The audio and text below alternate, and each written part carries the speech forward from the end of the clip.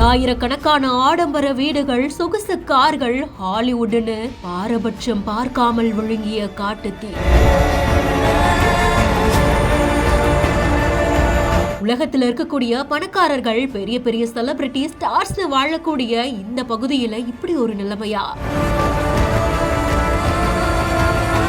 California காட்டு தீ ஆரம்பிச்சது எங்க, பரவ ஆரம்பிச்சது எப்படி, தீய கட்டுப்படுத்த முடியாம போனதுக்கான காரணம் என்ன?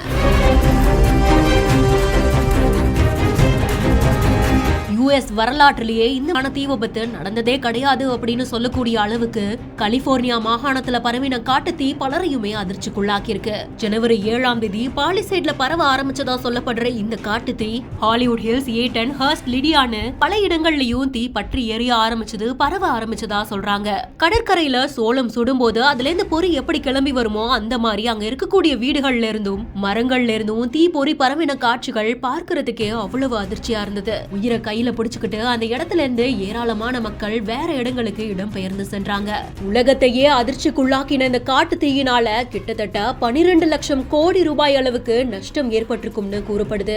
ஃபயர் டிபார்ட்மெண்ட் மட்டும் இல்லாம கலிபோர்னியா மாகாணத்துல இருக்கக்கூடிய தன்னார்வலர்களும் நிறைய பேர் திரண்டு வந்து தீய அணைக்கிறதுக்கான முயற்சியில இறங்குனாங்க. குறைவான ஈரப்பதம், வறட்சியான மண், ஆனா தீ உருவானதுக்கான காரணத்தை யாராலையும் இதுவரைக்கும் சரியா சொல்ல முடியல.